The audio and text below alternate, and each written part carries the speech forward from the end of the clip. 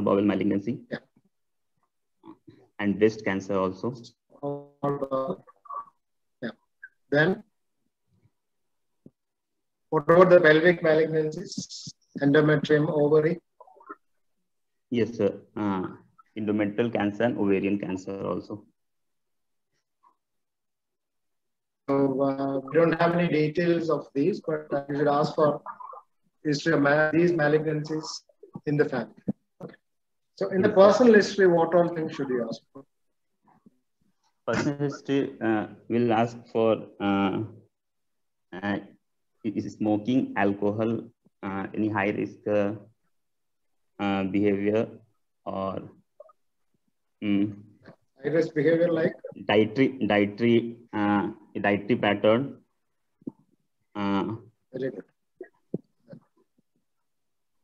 These all things will ask. What diet will you specifically ask for? What diet will you ask for?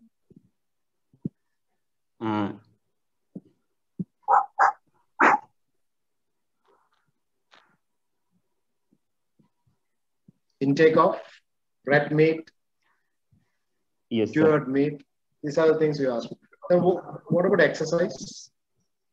Yes, we'll ask for the lifestyle, whether it is a sedentary lifestyle or whether she's doing exercise regularly or not. So what is your, just sum up and give your diagnosis? Pardon, sir? Can you sum up, please, and give your diagnosis? To summarize, here is a 58-year-old female with a history of constipation since last 6 months, with a recent change in a bowel habit in the form of a diarrhea, with a 3 kg weight loss, and the family history of malignancy. I would like to consider here the malignancy first. Colorectal cancer. What malignancy? Yes. Okay. So, your colorectal cancer, I will write. I will keep my first diagnosis. Where do you think in the colorectum is the cancer? Sir, you're most probably in the left colon or sigmoid colon, or maybe high rectum. High rectum or sigmoid. Okay, that's fine. Okay, then my next differential will be IBD. What IBD? Ulcerative colitis. And why do you think of IBD and what IBD? I will think here of ulcerative colitis. Because he has the history of chronic symptoms over last 6 months, and she had history of blood in his stool, and no perianal symptoms. Although there is no history of rectal, history of rectal involvement, but still, I like to consider ulcerative colitis more as compared to Crohn's disease. What about anal verge bleed? Do you consider anal verge bleed?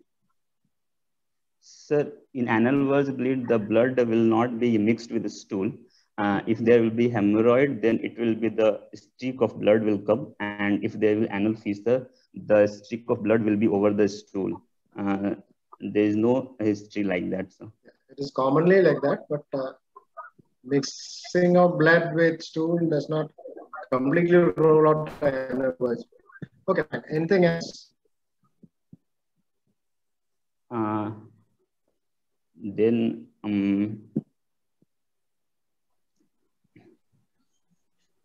we'll ask about any drug intake, sir. Any history of drug intake is or not? Drug intake like NSAIDs. There is no history of any drug intake. Then my other, I will like to ask.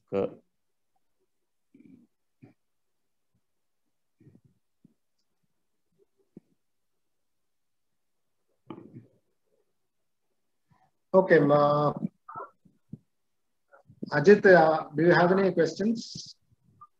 Dr. Ajit? Okay, can we go to the next slide, please?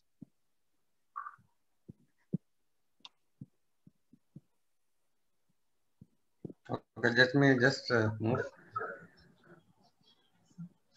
On examination, she had a mild pallor, no lymph node enlargement, BMI 21, pulse 82 per minute, BP 146 by 90.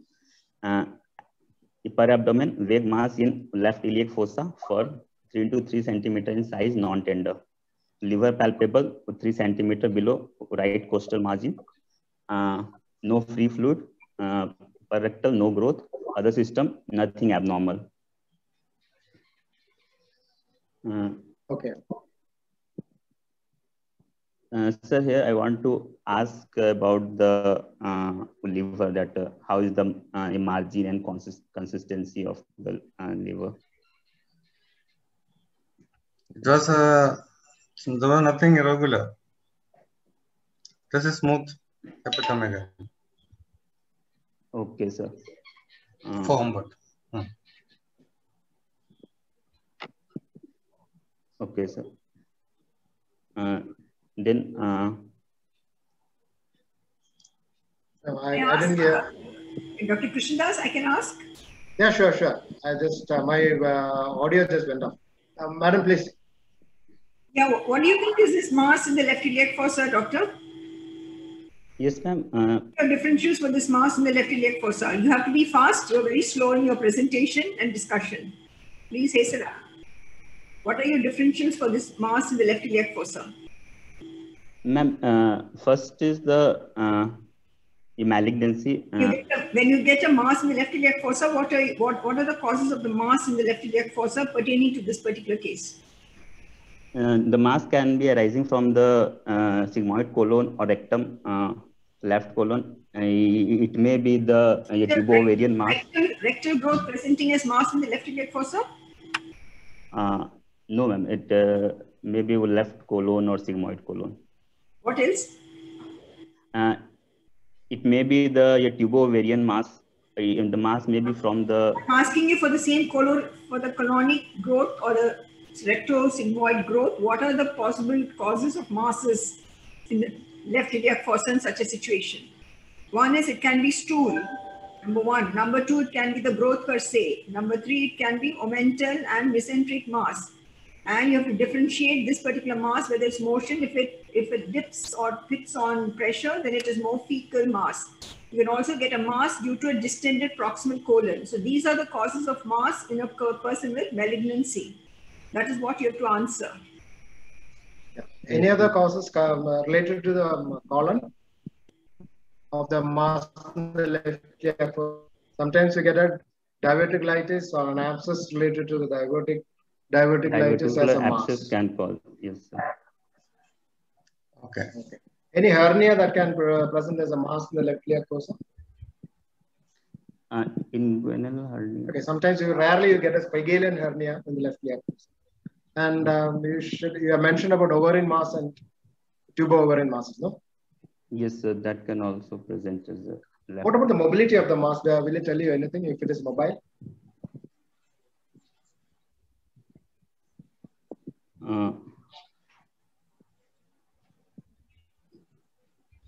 The mobile mass is most probably because of the. Okay, go to the PR. What does PR tell you? PR, there is no growth, sir, here. So it means that it is not in the lower rectum. Yeah, it is not in the lower rectum, sir. Any additional physical signs that you look for? How many centimeters can you feel in the rectum? What do you think should be what will be the maximum extent of the growth that can be felt by the palpating finger? 8 to 10 centimeter, What's the ma'am. length of the anal canal? 8 to 10 centimeter. Length of the anal canal? These are the questions that are asked in the exam. Okay, so when you do a rectal examination, just remember it's your index finger. You have to measure the whole thing with your index finger. If your index finger is just about 5 centimeters, you may just pick up a low rectal growth. That's it. So these are the things you have to be very careful. They do ask about the length of the anal canal, what will be the longest length that you can feel, and it all depends on the size of your index finger. And doctors ask you now, what are the additional physical signs? Come on, quickly tell, what are the physical signs you look for in this patient? Whether there is left supraclavicular lymphadenopathy is there or not. Left supraclavicular lymph node in a colonic malignancy? No, it is most. Why don't you get the left supraclavicular node in colonic malignancy, as madam was asking? What is the blood supply of the rectum or the venous drainage of the rectum? Hemorrhoidal, superior, middle, and inferior hemorrhoidal veins, sir. Yeah. So what happens? That will drain in the superior, inferior mesenteric. Which veins drain to the portal system and which vein drain to the systemic system? So superior and the middle, you drain in the inferior rectal vein, and the inferior hemorrhoidal vein would drain in the pelvic IVC. IVC. Yes, okay, so what is the diagnosis now? What are the other signs you look for? What are the additional physical signs that you look for in a colonic malignancy? I was coming to that, because if we comment on malignancy, then look at the signs of malignancy. What are the signs of malignancy you look for? Supposing it's a polypoidal growth, what are the additional physical signs you look for?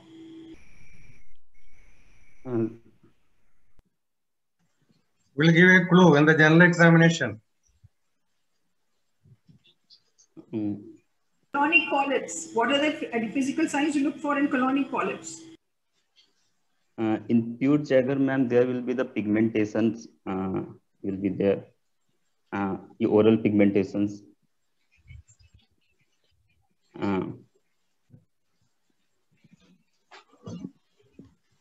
Okay, is anybody else going to answer? There's a backup, no, at least. Yeah, Jagdish. Dr. Jagdish. Are you there? Yes, okay. Okay, please answer the questions. Do you think of any other diagnosis or anything else? Sir, is there any exhastosis in bones or any hyperpigmentation? Any presentation of any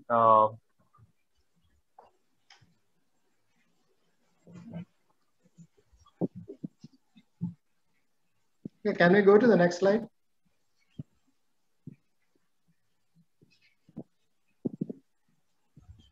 How will you investigate this case? First, we will do the blood workup, sir. Like CBC, CRP, CEA. What do you expect in the blood workup? The hemogram? In hemogram, she is having history of chronic blood loss. Therefore, we may get anemia, low HB. Anything else? Anything that is missing in the hemogram here that you think is important? What about MCV? MCV is not there. Go on to the next. In anemia of a chronic blood loss, MCV should be reduced. Go on to the LFT. LFT total count is total bilirubin 1.2 and direct 0.7. Dr. Varghese, what is the normal of alkaline phosphatase for this 190. patient? 190. Okay. AST, ALT 76 and 64, alkaline phosphatase 230, and total protein 7.2 with albumin 4.1. So what does that tell you?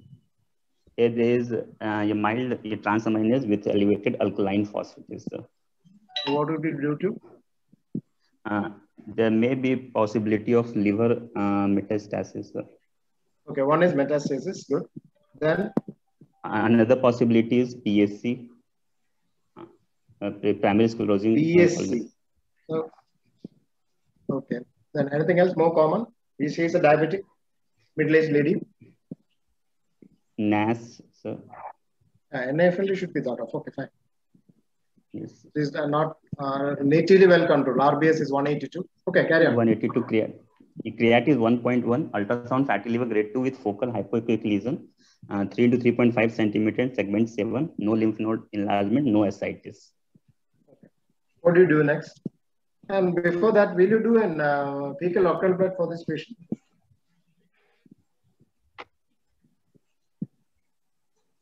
So already she's having won't do it. blood in stool. Because you will not do it. That is the answer. Okay, what is the next line of investigation? We'll go with CCT abdomen, sir, to evaluate the why is CECT before colonoscopy? Since there is the liver as well, therefore we want to see the extent of the liver involvement, lymph node involvement, or any other metastasis. Good. Can we go to the next slide? CCT. Can you rate the CT? What is available? Oh, sorry. Okay, it's already there. Okay, just read out. CCT asymmetric thickening from rectosigmoid junction to proximal rectum for 5 centimeter.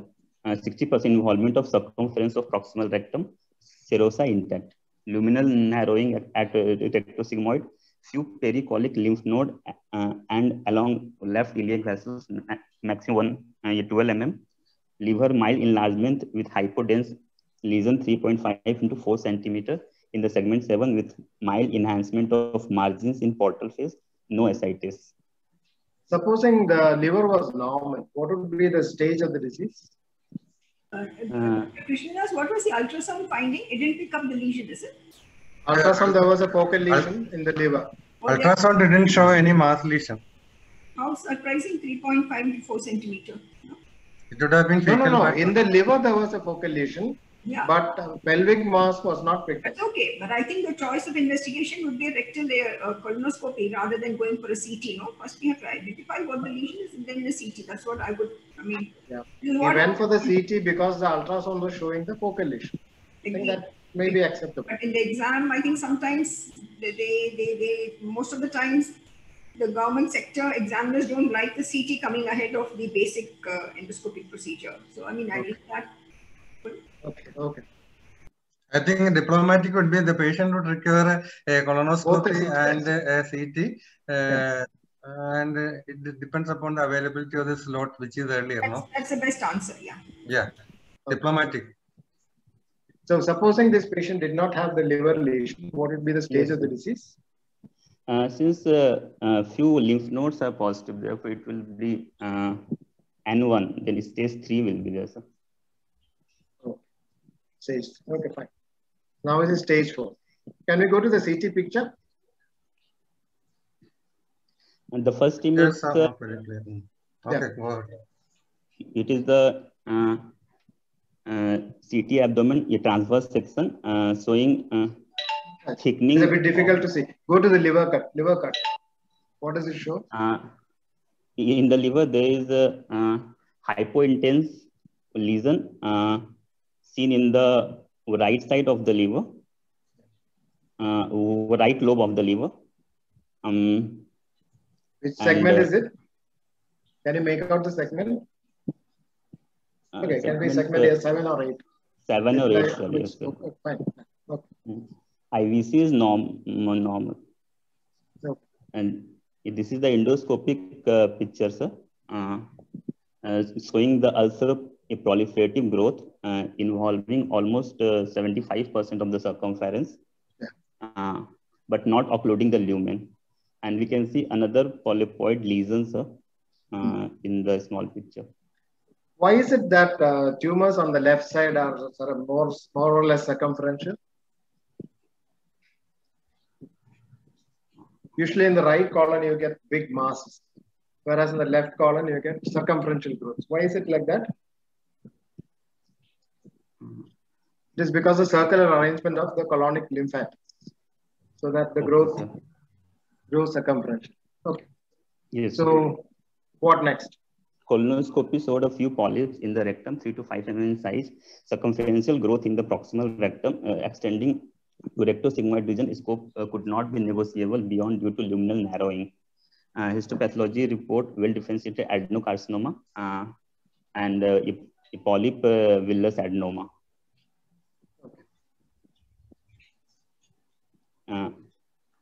So what next? Whether we can go for the PET CT to look for the. You want, why PET CT? What are the indications of PET CT in a patient with CA rectum? To look for the metastasis, because already we have one metastasis in the liver.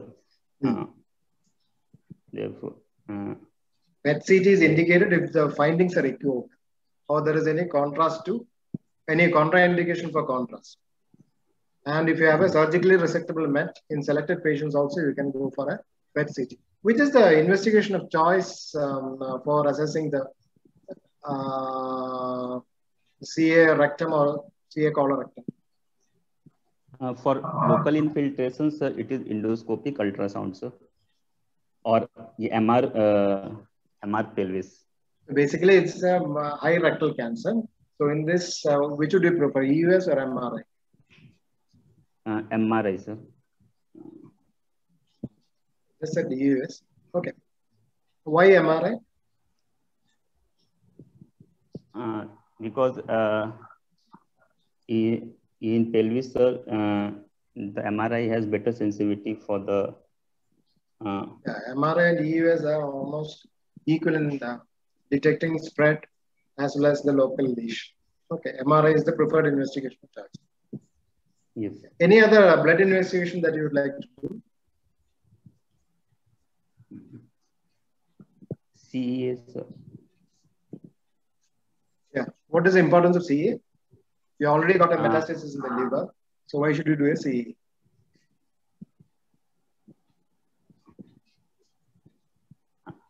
Can the second person answer? Now who is answering, Aniket or Jagdish? Sir, for CEA, for the follow-up of the patient, on the follow-up, if the CEA, we can, if it is reducing, for the screening colonoscopy, sir. Okay. Can you go to the next slide? Madam, any questions? Can you go to the next slide? No, it is, you have to ask about management. Yeah. So how will you manage this? How will you manage this patient? For the management, since there is a single liver metastasis, therefore we can go for. Which is the other common place for metastasis other than the liver? It can go to skeletal mets, yeah, or lung mets. So. Lung mets. So you should take a CT of the chest. And how does it go to the lumbar spine? Through the Bateson plexus of veins. Absence. Very good. Okay. So what next? So you have a patient with we'll assume that he does not have any lung mets. He does have a liver met. So how will you manage a single liver met? So since there is an isolated liver mets, and therefore we can you go for anterior resection with. You go for an anterior resection first. And then liver segment. Now, what about chemotherapy? Is there a role for neoadjuvant chemotherapy in these patients? Just since there is a lymph nodes involvement, is the nodal involvement. Yeah, and he has got a liver met. Yes, we can give neoadjuvant chemotherapy. What is the difference between neoadjuvant and adjuvant chemotherapy? Neoadjuvant will give before surgery for the for reduction of the stage, for down staging the tumor. And adjuvant chemotherapy after the surgery will stage the disease based on the pathology, and based on that we'll give the adjuvant chemotherapy. What are the markers for a poor prognosis in CA rectum, CA colon and CA rectum? First, post surgery, we have to see the resection margin, circumferential with radial margin, local invasion, lymph nodes involvement, then any synchronous or metachronous lesion, plus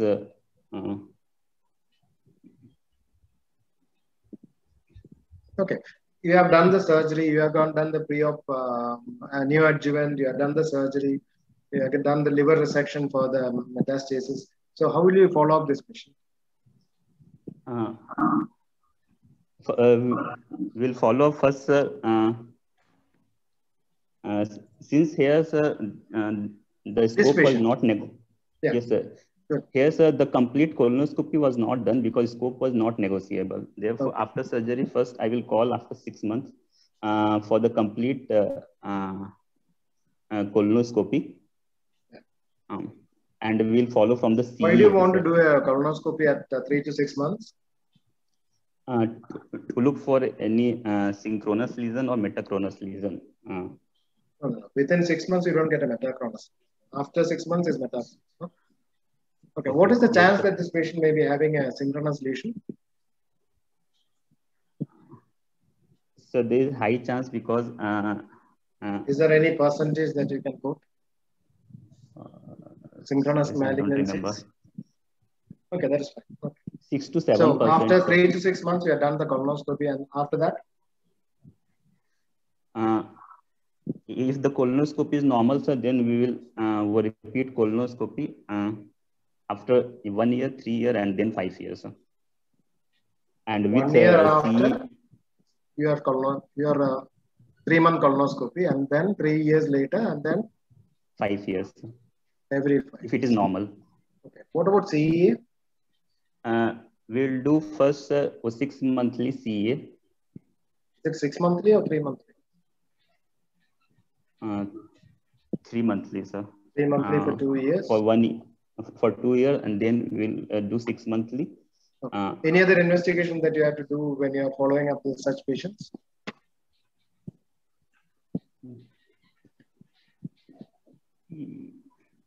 Okay, I think, have we taken too much of time?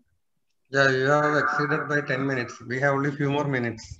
Just tell me a few agents which are used for chemotherapy in this patient. Capecitabine, gemcitabine, 5-fluorouracil, then oxaliplatin. Which are the 2 regimens that are usually used? FOLFIRINOX and FOLFOX and CAPOX, no? CAPOX, yes. Sir. When do you give bevacizumab for these patients? When the HER new receptor is positive, sir.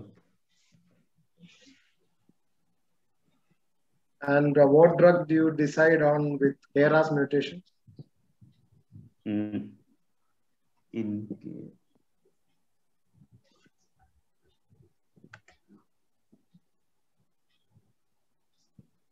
Sorry, sir. Do you need family screening in this patient? Yes, sir. We have to do the family screen of all the first degree relatives at the age of 40 years.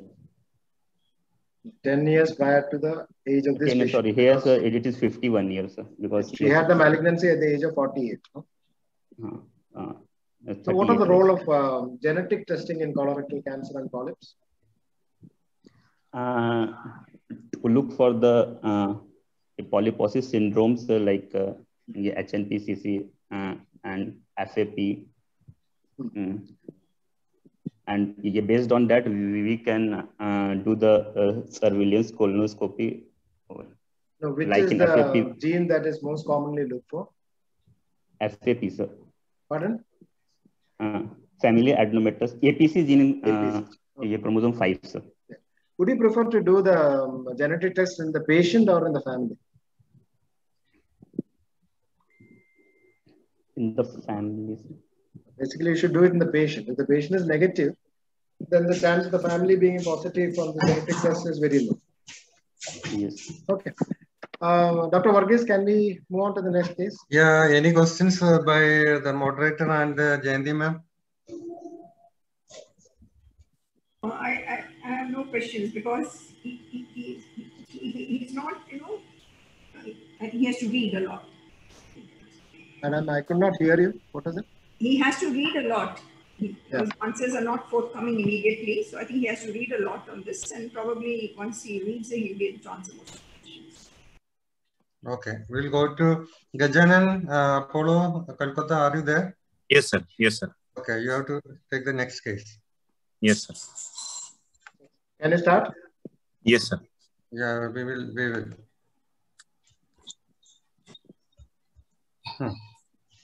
Ready. Yes, sir.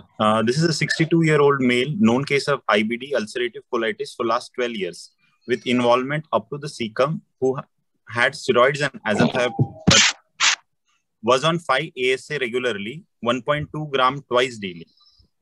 There was irregular treatment. Sorry, sir, the slide. There was. Let me just clear it out. Okay, is it okay now? Yes, sir. He was on 5 ASA regularly, 1.2 gram twice daily. Irregular treatment since March 2020 due to financial issues. Worsening of symptoms 3 months ago. The daytime frequency was 4 to 5 and nighttime was 1 to 2. There was small to moderate volume, loose to semi-formed stools. Blood loss was 1 to 2 spoons daily, mixed with stools. The tenesmus was present. There was occasional lower abdominal pain, which was relieved by defecation. What all things would you like to add on to this history? Any other questions that you would like to ask? Yes, sir. Sir, I would like to also ask for, was there any significant weight loss? Yeah. No, that comes from this point. Would you like to ask anything else? Okay, sir. Last 12 years, up to the cecum. Sir, I would also like to ask, when was the last colonoscopy done? For okay. No, he had worsening of symptoms for 3 months ago. Yes, so sir. Would you like to know about the previous bowel frequency and what is the significance of that? Right, sir. Yes. Like previously, as in this, the symptoms have worsened in 3 months. What was it prior to it? Was he in remission or was it not in remission? So that I would like to ask. What is the importance of previous bowel frequency in assessing severity of the disease? Yes, sir, because as it was mentioned that he was not taking regular treatment. In which score does it come, the previous bowel frequency? If you look at the Mayo score, yes, sir. The previous bowel frequency is important because an increase in frequency is what is required. So you have to ask for the previous bowel frequency. Not only the frequency, but also what BSS it was, Bristol's stool scale it was. Yes. So what do you think about the blood loss? Blood loss of 1 to 2 spoons daily mixed with stools. Anything else you would like to ask?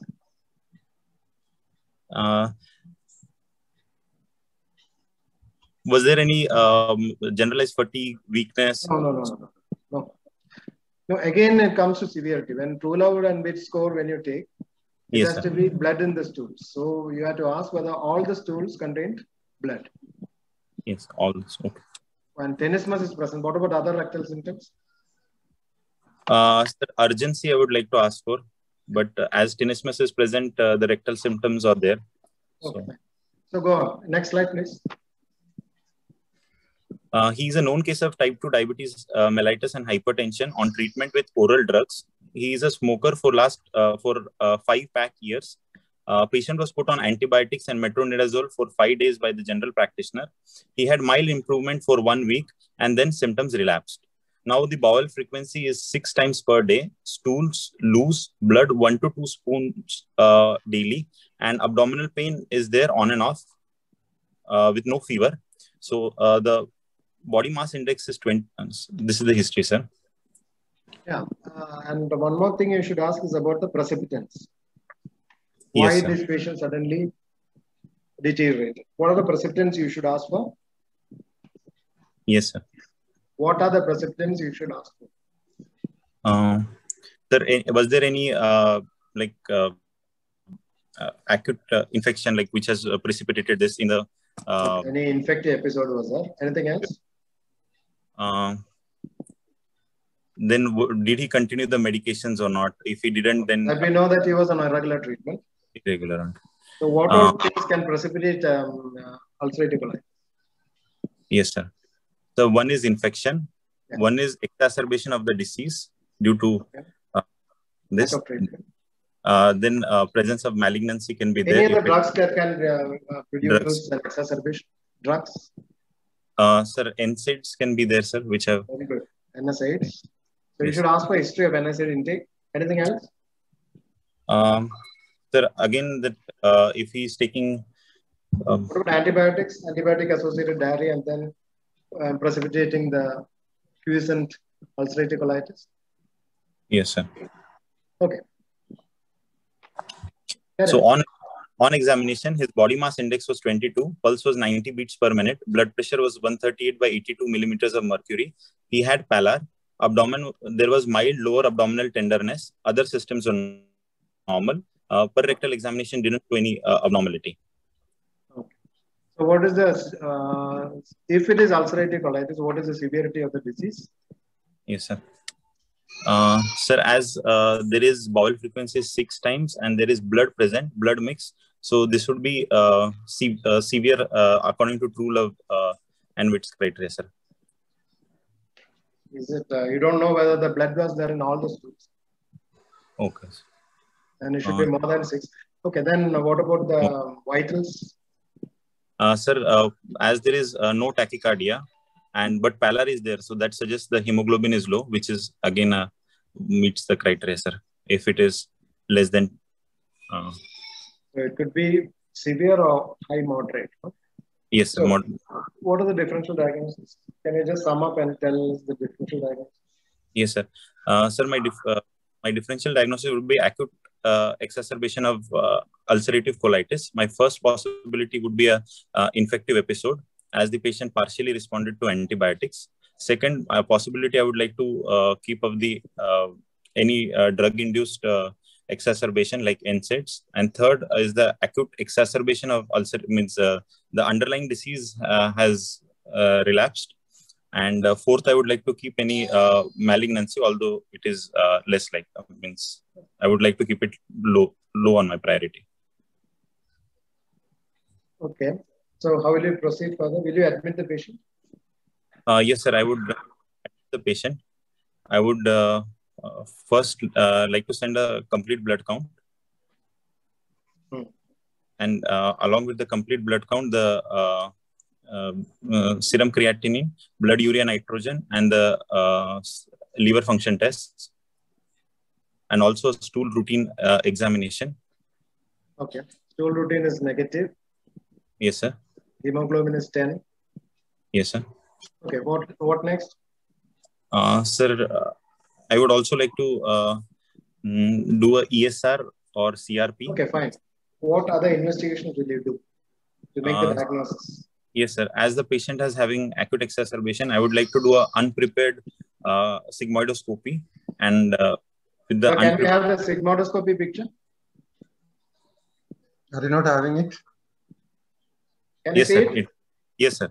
Okay. So there are multiple pseudopolyps seen with ulceration and bleeding from the pseudopolyps. And the vascular pattern I am not able to appreciate. So there is loss of vascular pattern also. So by the Mayo scale, what is the severity or what is the score of the mucosal appearance? Sir, this would be score 3, sir. Do you say it's score 3? Yes, sir. Why do you say it is score 3? Your Hello.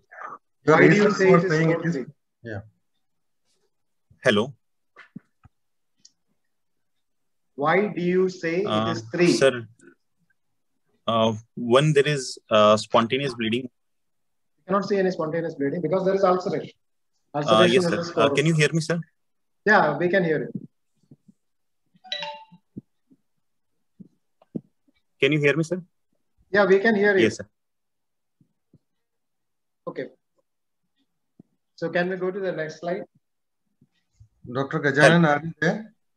Yes, I'm here, sir. Sir, I say score 3 because there is spontaneous bleeding. Now, I'm not sure whether it is due to the friability of the mucosa. If it is due to the friability of the mucosa, I would prefer score 2. And if it is spontaneous bleeding, I would like to go for score 3, sir. Actually, I cannot make out any spontaneous bleeding. I can make out the ulcer. Okay, sir. Okay. Okay, anyway, it's 3. Fine. Yes. So how will you manage him? Sir, means while the sir, as the patient was previously on azathioprine and steroid, this is acute severe ulcerative colitis. So I would like to start with IV steroids, methylprednisolone. Why do you want to give IV steroids?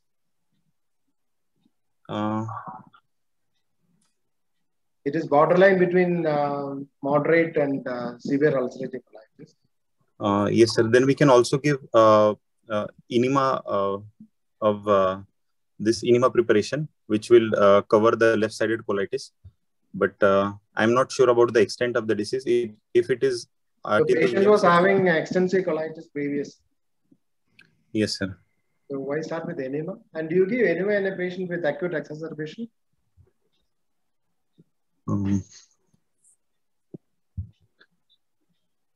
No, sir. So you are not going to give him IV steroids. Any other steroids that you can give?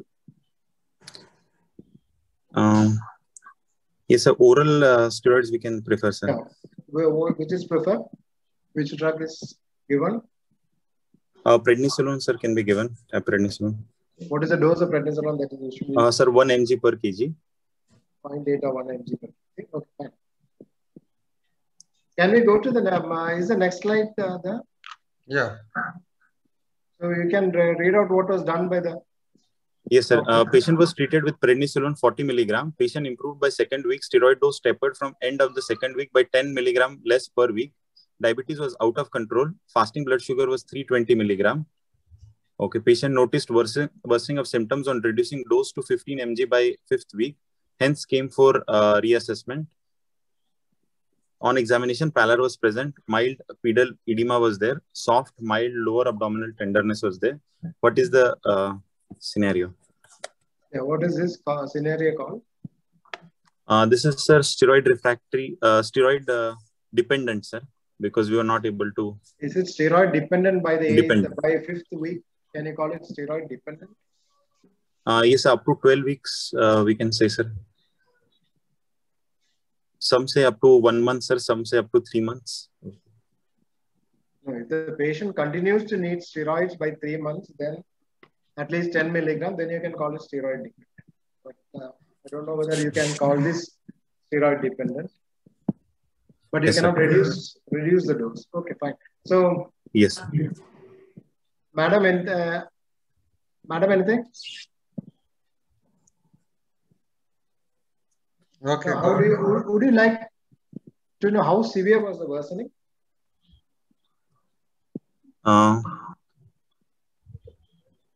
Yes, sir. I would like to note down the stool frequency, the amount of blood again, and for the classification of the disease, sir, and for whether the Oxford criteria it will meet or not, sir. What is the Oxford criteria? Sir, by the day 3 of the steroids, we see whether the stool frequency is. This is not a place where you will assess Oxford criteria. Oxford criteria is done when the patient is admitted and the patient is on IV steroids, and you find that you look for it in 72 hours. Okay. Yes. So the patient had pallor, mild pedal edema. and the abdomen was soft. So how will you, what do you think now?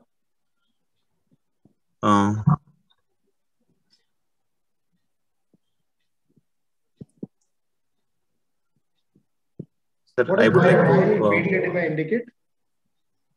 Sir, the means protein loss can be there. So due to low albumin, there might be pedal edema, sir. Any infestation that you will suspect when the patient is having protein loss, patient is on steroid?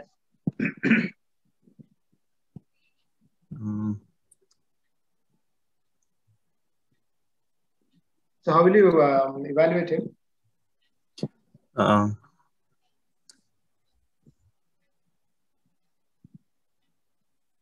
Sir, I would like to. I'm not sure, sir. What are the causes of exacerbation in a patient with ulcerative colitis? Yes, sir. I would like to rule out any infective cause. So I would again like to do a stool routine and a biopsy from the sigmoidoscopy. So whether any CMV colitis or CMV colitis, I would like to rule out, sir. Yeah. Any worm you will look for in the stool? Yes, sir. Stool for ova and cysts. I would. What about spondylitis? Yes, sir. Patient is having protein losing enteropathy according to you. Yes, sir. Okay, possible. you should always look for spondylitis also. Okay, fine. Yes. Then other than CMV and ova, cyst, amoeba, culture and sensitivity, anything else you do? The patient had antibiotics about 1 or 1.5 months back. Yes, a C. difficile I would like to. C. difficile toxin as it can be antibiotic. Admitted him in the hospital.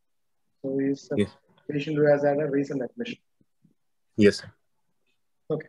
So what next? How will you manage it? Suppose EMA is negative. How will you manage it? All the other investigations are negative. It's just an exacerbation of ulcerative colitis. So as we tried oral steroid, I would like to give IV steroids, IV hydrocortisone. Yeah. No, we don't know the severity as such. You will hike up the dose of steroids. Yes, sir. And any other drug that you will add? Yes, sir. Sir, if the patient is not responding to IV steroid, then I would like to consider cyclosporine or infliximab. Supposing when you hike the dose of steroids, the patient starts responding, then what do you do? Which drug do you add on? Sir. For maintenance, I would like to add azathioprine, sir. Okay. Would you do a full-length colonoscopy in this patient? Maybe not at present, sir. On follow-up, once the disease reduces the severity, then I would like to do, sir. Would you like to give him biologicals? Sir, if he's not responding to steroids, then I might consider, sir. Or which biological would be preferred for him? Yes, sir. Sir, adalimumab, sir, I would like to consider. What does the recent guidelines say? Which drug is to be used for ulcerative colitis? So there's a... yes, sir. What does the victory trial show? No, sir, I'm not sure, sir. It is better to use infliximab or vedolizumab rather than that. Okay. Yes. What is the role of JAK inhibitors? Sir, they can be given orally. So tofacitinib is this which has been shown in the OCTAVE trial that we can give it orally. So that is that can be used. Supposing the patient has already had infliximab, which drug would you choose? Previously, patient was a failed case of infliximab. So what would be the preferred drug? Then we can think of, sir, JAK inhibitors as it will be. Any other drug other than JAK inhibitor? Yes, sir. You can also try ustekinumab. Ustekinumab, yes, sir.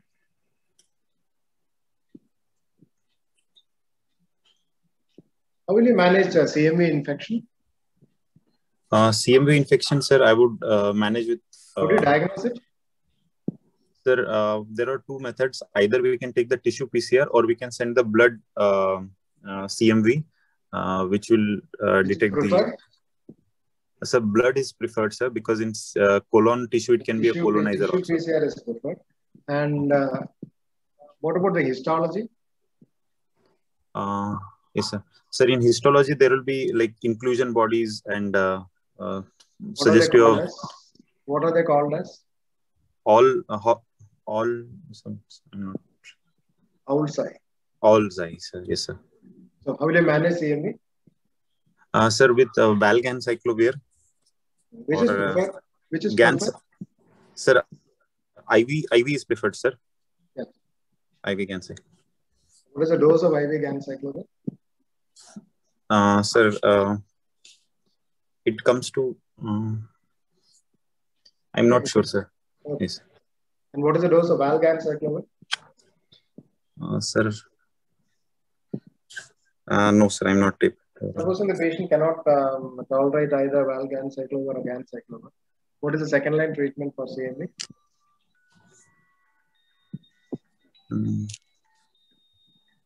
Okay.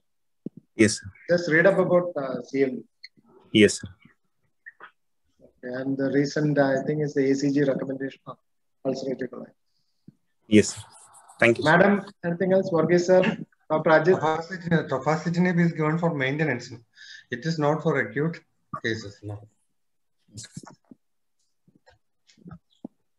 Is it so now? Am I audible? Yeah, we can hear you. Okay. We'll move to the next case. Yes, sir. Yes, sir. Tofacitinib, is it given for acute exacerbation or for maintenance?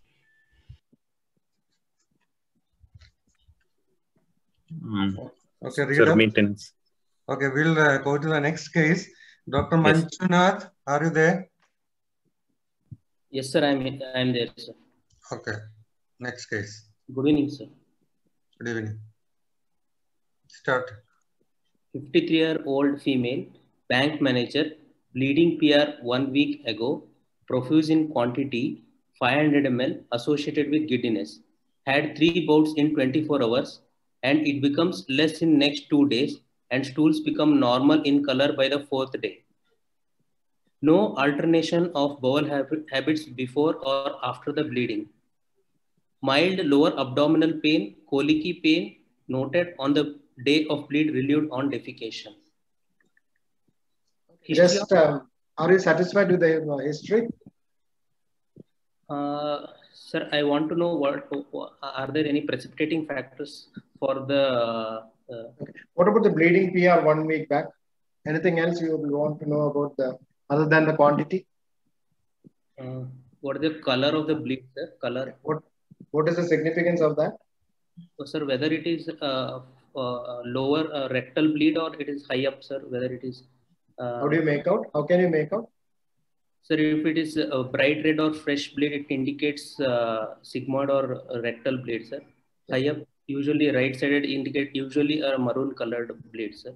Depends on the quantity also. Quantity. The bleed is very massive, you can get... massive. Okay, fine. Then, anything else? Sir, any pain abdomen at that time, sir? Okay. She had mild lower abdominal pain. What about the stool consistency?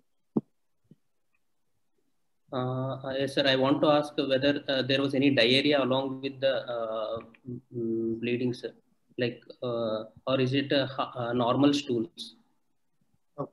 To rule out any infectious etiology or any other ischemic colitis related bleed or diverticular bleed. Okay. Next slide, please. There is history of eating hotel food 2 days earlier. No fever, no previous history of GI bleed or altered bowel habits. History of recurrent oral ulcers on and off for the past 1 year, often healing with treatment within 1 week. No other comorbidity, no significant weight loss, no significant family history, menopause 8 years ago. So which condition does that almost rule out? Menopause 8 years ago.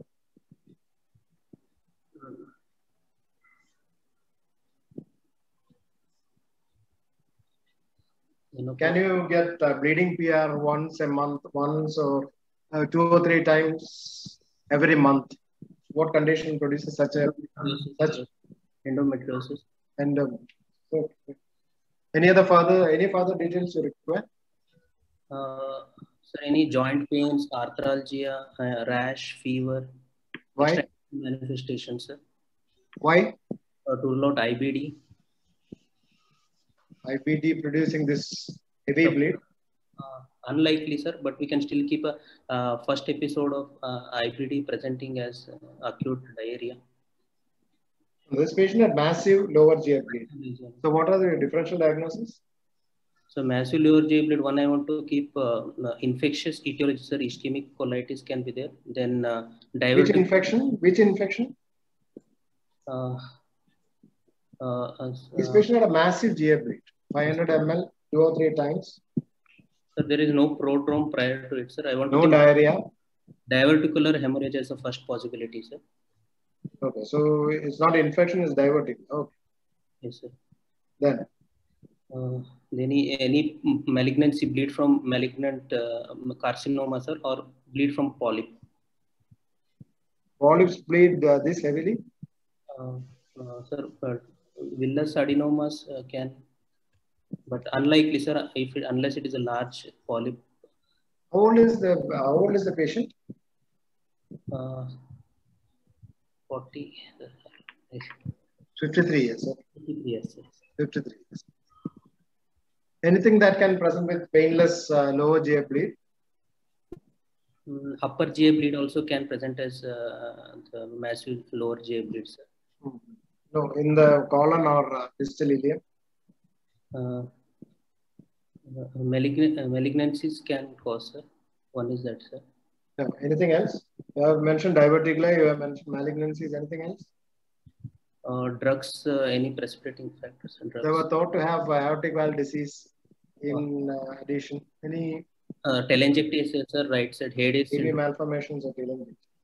They right. can present with painless. Yes, sir. Anything else? Drugs can cause, sir. Which drug? Antibiotics sometimes, sir, like antibiotics produce bleeding PR. What about NSAIDs? NSAIDs. Anything else? He has got multiple oral ulcerations. Sir, I want to think of IBD, sir. Oral ulcers. Okay. Behçet syndrome. What is that? IBD, sir. I want to ask for IBD and Behçet syndrome also, sir. Any genital ulcer. How do you diagnose Behçet? So, sir, there is history of recurrent oral and genital ulcers with anti-Rho or anti-La positivity, sir. No, anything else clinically? Clinically, Pethargy test, sir. There can be. Pethargy may be positive. Okay. What about the eyes? What about skin? Sir, they can have uveitis and. So, Behçet can it produce ulcerations bleeding in the intestine, large intestine? Sir, it can present like IBD, sir. It can present as can have intestinal ulcer, sir. So your diagnosis are one is diverticular, second is malignancy, and third is AV malformation. Yes, sir. Okay. Next slide. On examination, there is pallor, BMI 20.2, BP is 110 by 80, pulse is 92 per minute, no lymph node enlargement, no pedal edema. Abdomen, no mass, no hepatosplenomegaly, PR, no fissure, no growth, proctoscopy, grade 1 hemorrhoids, other systems, no abnormalities.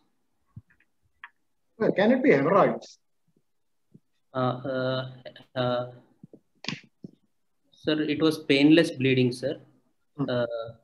And hemorrhoids produce painful bleeding? External hemorrhoids usually, sir. External hemorrhoids are universally painful? No, sir. Only thrombosed hemorrhoids, which are usually painful. Sir, usually patient has constipation followed by, and usually they have some, or usually precipitating factor is constipation. After that, they have a hemorrhoidal bleed, sir. So what additional general exam findings should we look for? In this case, sir, extraintestinal manifestation, as if like previous case, sir, we want to look for polyps, sir, like extraintestinal manifestations of polyps, like in the eyes we have to see CHRP, any osteomas. Do you consider polyps? Seriously consider polyps? She's 48-year-old. Yeah. No, do polyps bleed like this? No, look for telangiectasia. That may be more reasonable. Yes. Where do you look for telangiectasia? Oral telangiectasia, sir, lips, over the nail beds, and okay. Next slide, please. Investigation. HB was 8.1 of 82. Leukocyte count of 9,200. Platelet 2.1 lakh. Now, what does an HB of 8.1 and an MCV of 82 suggest? May I interrupt Suvarna? Vikita, Suvarna, please mute. Okay, carry on. Sir, HB of 8.1 indicates there is an... taken along with an MCV of 82, what does that indicate? Sir, there is no microcytic hypochromic anemia. No microcytic anemia, sir. No evidence of chronic bleed. No chronic bleed. Okay, fine. RBS is 92, creatinine 1 milligram per deciliter, and LFT is within normal limits, and chest X-ray is within normal limits. What is the significance of chest X-ray in this patient? Sir, to rule out any metastasis, sir, from colorectal or... Okay, next slide. Okay, how will he investigate? So what next? What next? I want to do colonoscopy in this patient, sir. After preparation. You want to do a colonoscopy? Okay, fine. This is cecum. I am seeing ulcer, sir, in the ascending colon, just above the ileocecal wall. Yeah. Large ulcer, sir. So what are the causes of such ulcers? One is any infective cause, sir. Like? Post-infectious, post-infection? Yes, sir. Post-infection with?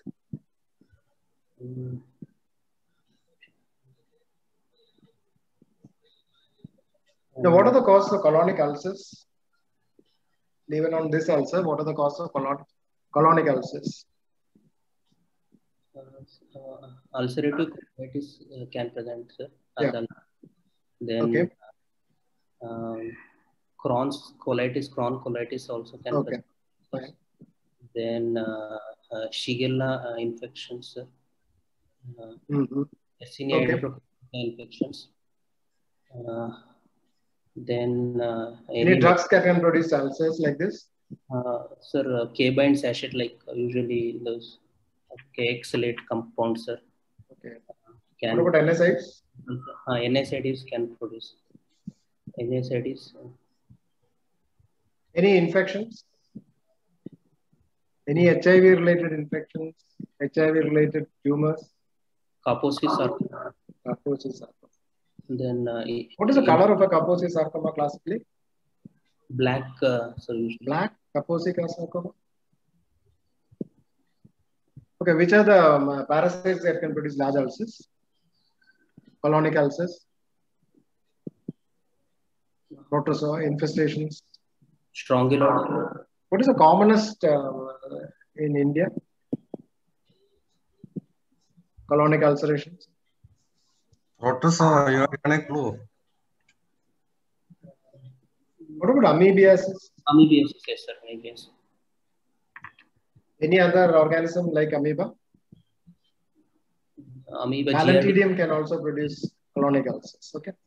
So it can be vasculitis producing ischemic ulcers, ischemia as such. So there are multiple causes. So What about what are these non-specific ulcers of the ileum and colon?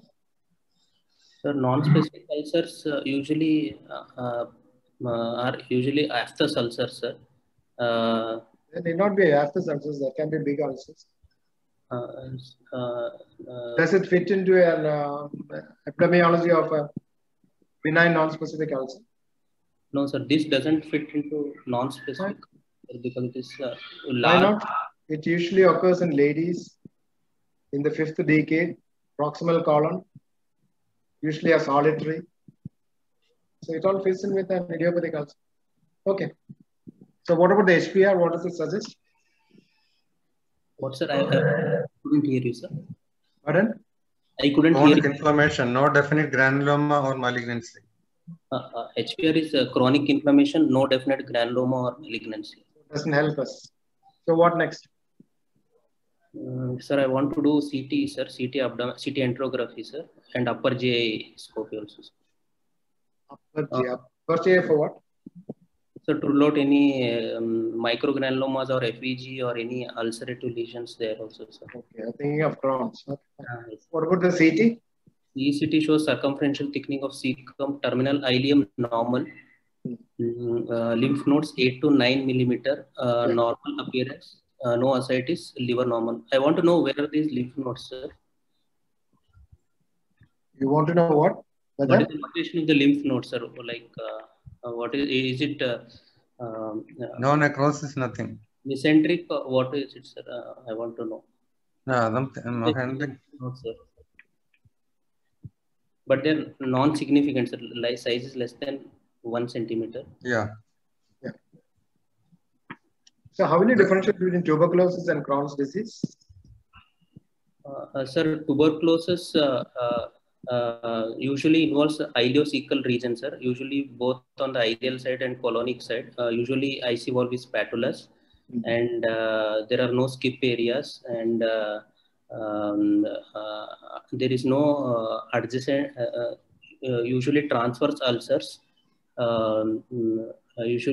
transverse ulcers, and there is history of fever or pulmonary tuberculosis in the past, or family history of pulmonary tuberculosis.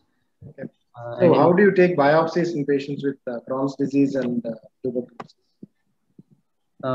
Sir, nowadays using an NBI, it is better to take a targeted biopsy. Otherwise, we have to take a segmental biopsy, sir, from the ileum. Does NBI really help in differentiating between tuberculosis and Crohn's disease?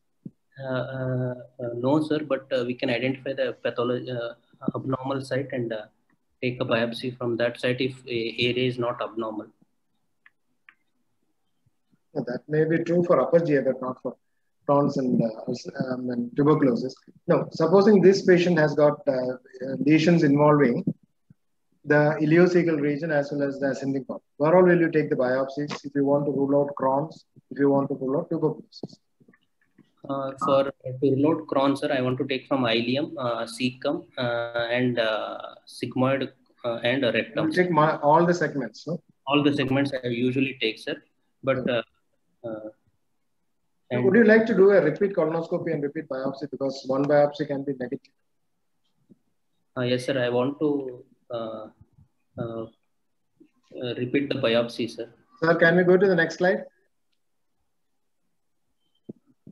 So deeper section shows ill-defined granuloma, gene expert negative, repeat scopy, HPR, non-caseating granuloma, gene expert, few mycobacterium tuberculosis detected. So what is the diagnosis? Sir, it is tuberculosis, a tuberculous ulcer, colonic ulcer.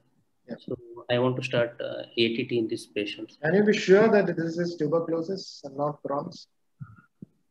Sir, once we get a AFB, most of the times it is a tuberculosis, sir. Usually. Okay, so we start ATT. Fine. Yes. What is the dose and duration of ATT? Sir, it is same as pulmonary tuberculosis for 6 months, sir. INH, rifampicin, ethambutol, and pyrazinamide, sir. INH 5 Supposing this lady, CT showed a bit of ascites, some amount of coarseness of the liver, and the albumin was 3.2. How will you start ATT for this patient? I want to start a modified regimen, sir. So fluoroquinolones. I don't want to give. Is it based on child score? I want to do child score, sir. Child A, B, or C. If it is child A, child C, I don't want to give any hepatotoxic drugs. Child B, one hepatotoxic drug is allowed, sir. Child A, two hepatotoxic drugs are allowed. So in all the regimens, pyrazinamide is not given, sir. We can give ethambutol. The CTP is less than or equal to 7. That is child A. Fine. Yes, sir. You give rifampicin and INS, but not pyrazinamide. But if it is 8 to 10, you give one hepatotoxic drug. And which is the hepatotoxic drug that you would prefer? Rifampicin. Is it rifampicin or INS? INH has a fast, it has clear negativity, so, or it acts. Which is a better bactericidal drug? Is it rifampicin or INH? Okay. It's better to start rifampicin. Okay, well, you started on ATT, and from the 5th day, patient developed nausea and vomiting. You did the LFT. So just tell me what you do. Sir, in this case, there is elevation of bilirubin, sir, with more than 2. And AST and ALT, what are the normal upper limit of 40. So they are around 3 times of the upper limit of the normal, sir. And alkaline phosphatase is normal. Is not fitting totally into Hy's law, sir. That is, bilirubin is more than 2, but AST and ALT are not more than 5 times of upper limit of normal. Oh, does Hy's law take into consideration AST and ALT or just bilirubin? It is or, sir. Or AST, ALT more than 5 times. Or what does the ATS recommend? Sir, ALT more than 5 times of the upper limit of the normal, AT to be stopped, sir. And then to restart slowly. No. What about with this AST and this bilirubin? And what is the other factor that comes into play? Is it only bilirubin or symptoms? Sir, we want to have symptoms also, sir. If you have increased bilirubin, you are symptomatic, then you have to stop ATT. Yes, sir. How do you restart ATT? Sir, while restarting the ATT, I don't want to give pyrazinamide. I want to start with the. So when will you restart ATT? Sir, when the LFT gets normalized, sir. It has to come below 40? 40, yes, sir. When the LFT comes less than 2 times upper limit of normal, ALT comes below 2 times upper limit of normal, you can restart. How do you restart? Sir, I'll start with one single drug, sir, each time. So start with rifampicin. Okay. For 1 to 2 weeks, and if there is no 4 to 7 days. Okay. Then if there is a monitor for LFT, sir, AST, ALT, and bilirubin, and if there is no rise of AST and ALT and bilirubin, add a second drug, sir, second hepatotoxic drug, usually INH. Okay. Pyrazinamide is usually avoided. Then after 1 week, you find that the ALT has gone up. Then what do you do? Sir, which drug do you stop? A second drug has to be stopped, sir. Okay, fine. So what are the other alternatives? Sir, other alternatives are we can give fluoroquinolone, sir. Yeah. Ethambutol and streptomycin. Okay, fine. So that should be about it. What is R value? Sir, R value is used in the determination of type of DILI, sir, whether it is cholestatic DILI or hepatocellular DILI. It is usually a ratio of AST by ALT, AST or ALT divided by divided by its upper limit of normal divided by ALP, sir. If it is less than 2, how do you differentiate? Sick. Okay. Less than 2 cholestatic, more than 5 is hepatocellular. Okay. Fine. And do you get LGA bleeding in patients with tuberculosis? So with this patient had severe GI bleed, and we had diagnosed intestinal tuberculosis. So do you get GI bleeding of this sort in patients with intestinal tuberculosis? Unlikely, sir. What percentage of patients bleed? Intestinal tuberculosis. I'm not sure. About 5 to 15%. And massive bleeding is very rare. What is drug adaptation? So usually after starting ATT, there is transient rise in AST and ALT. So it usually settles down as we continue the drugs. Okay, thank you. Okay, we'll go to. We have only 5 minutes. Shall we take it as ultra short case? Okay, fine. Okay, next we have Dr. Praveen. Are you there? Seems not. Yes, sir, I'm here, sir. Praveen is there. Okay, go ahead. You have to be fast. Yes, sir.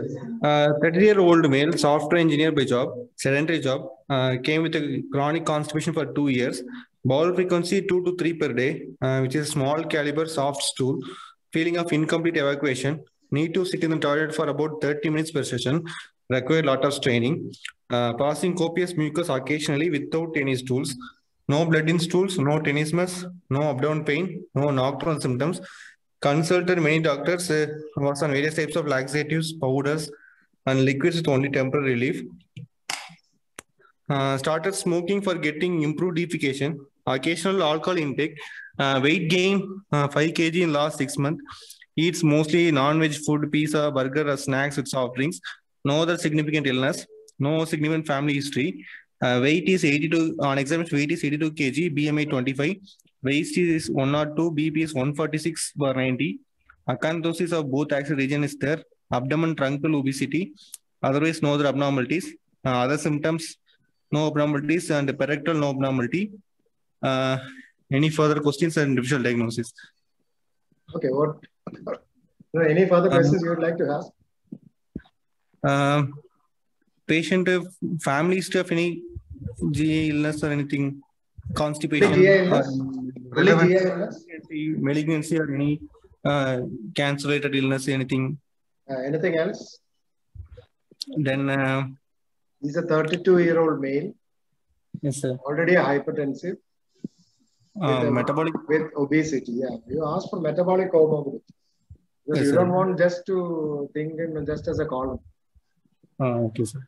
He's more likely to die of CV or CVS abnormality. So what all will you ask?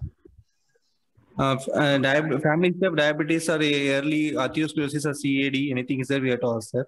Then no significant. About differential diagnosis or your diagnosis, please. This is a middle-aged young male with multiple smoking, alcohol intake with constipation, with obesity and constipation. Probably. Can you classify the constipation in this patient? Sir, he's having more of straining and maybe defecation, dyssynergia. So most probably is having constipation, probably a defecatory disorder. Okay, fine. Yes, anything else? What about the bleeding? No. Yes, only cough. No, yes, there is no blood. No. No bleeding. Only constipation, straining of stools like that. History only previous slide. What about so much of mucus? He may have due to straining. He may develop rectal ulcers or anal fissure. He does not have any painful defecation. Yes, sir. What rectal ulcer do you mean? It may be salty rectal ulcer, which can have some mucus or discharge. Any other structural disorder that can produce a lot of mucus? Structural polyps is there. What polyp produces a lot of mucus? Mucus. Polyp is tuberculous adenomas or hypoplastic polyps. Okay, is your diagnosis complete? Constipation, defecatory disorder, probably SRUS. Is it complete? Again, don't think of the patient as just a column.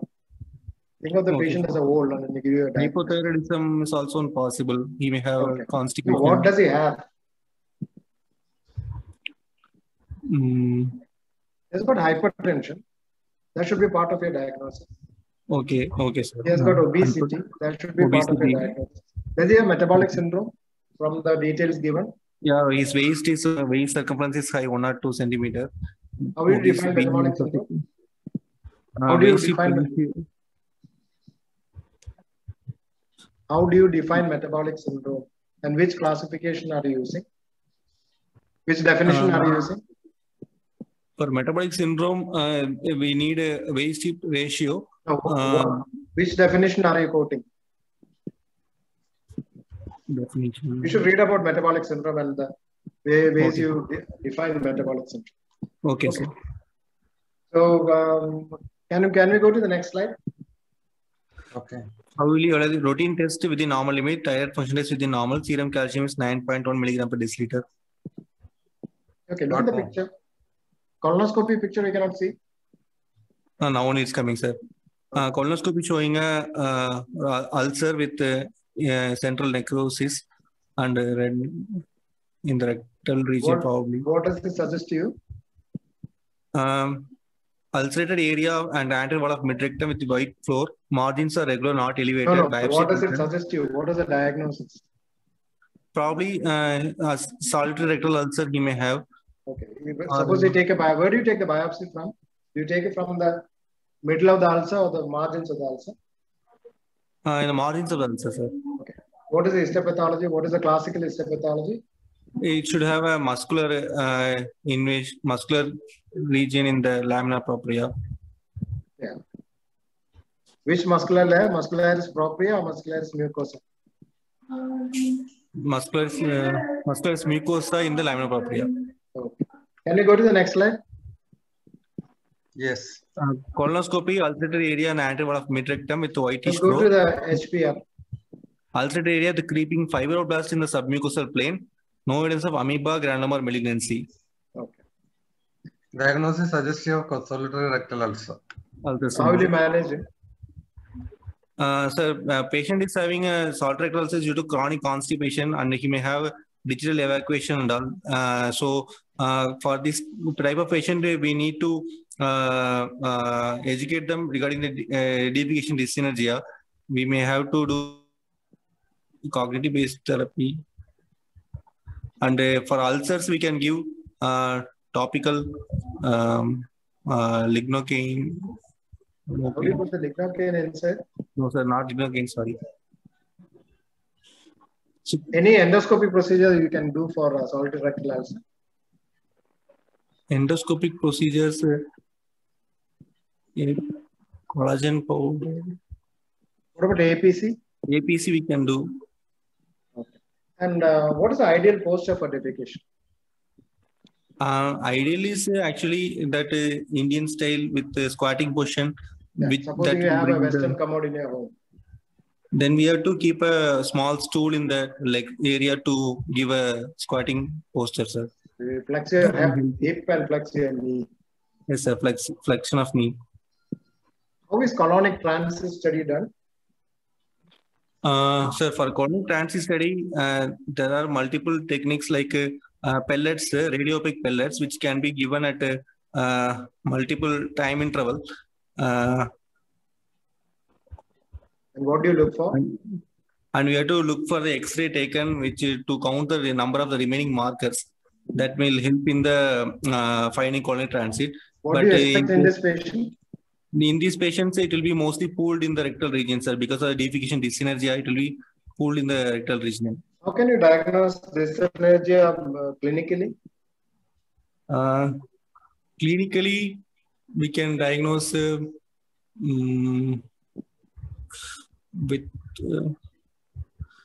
no investigations, just clinical. Without investigations, rectal examination, we can ask the patient to go for a straining maneuver, in which we may feel the just gripping. Tell me how you do the rectal examination. We'll stop. How do you do the rectal examination? For this patient, sir, or routine? Any patient. For any patient, for rectal examination, we have to ask the consent and patient to keep in the lateral position. left lateral position, and we have to look for any pain or any perineal fissure or any ulcers or any fistulas. Then after applying lignocaine jelly, we have to smoothly insert the finger from the posterior to inside, and we have to look for the any mass lesion margins or any ulcers, and we have to ask the patient to grip over the finger to look for the sphincter's function, and we have to ask the patient to strain So over when the you are finger. inserting your finger, what do you feel? Inserting, we have to do from the posterior. No. From the posterior to. Now, what do you feel? Like, you feel the resting anal tone. Grip. Yes, sir. Resting anal tone and the grip. What does the grip assess? You ask the patient to grip your finger tightly. What does it assess? That will give the patient's sphincter tone, sir. External sphincter tone. External anal. External sphincter tone, sir. Which hand do you use to do the PR? Right index finger. Okay. What about the left hand then? What do you do with the left hand? For left hand, we can use in the pelvis region for support. Pelvis. No. Left hand you place over the abdomen. Why do you place your left hand over the abdomen? Abdomen. How many PRs have you done? Yeah, it's done so many, but abdomen for okay, you ask the patient to tighten the anal canal around your finger, and what next? Then we have to look in the rectal mucosa, how the that part is over. You look for growth, you look for the prostate, you look for the cervix, everything that is done. For dyssynergia, what do you do? For dyssynergia, while straining, we can feel the grip. When the patient is straining, actually, the sphincter should relax. In case of these dyssynergia patients, when the patient is straining, the sphincters may have a more contraction, and the rectal descent may not be appreciated. Yeah. What is a normal descent? Normally, it's around 1 to 2 centimeters of descent. To 4 centimeters. Okay, fine. Then what do you feel with the left hand? When the patient is straining? The patient may have the abdominal muscle contraction, sir. Yeah, that is very important because abdominal muscles has a contract, and simultaneously you feel the sphincter loosen around your index finger. Yes, sir. Okay, good. Okay, sir. Sir, is that enough? Yeah. Okay, we won't discuss the fifth case, so we don't have time. So that, okay, Jayanti ma'am, your comments and your advice, tips to the students regarding these cases. Much, I think, when discussed. Only thing is, in the exam, what happens when it is live, the history, most of the times we are giving the history, then it becomes easy for them. But the problem is their history taking. So I think we have designed in such a way that somehow they take the history and present. That's the problem. This is what happened in this particular exam. The candidates failed because the history taking was problematic. Here we're giving everything, we're telling what's the history, we're giving the complete lead, the way we would take the history. The theory bit, they're all okay. Yeah, they're able to answer. But the problem is the history taking and examination. So I don't know how to go about that with exam, especially in the COVID times. That's the problem. Let's see.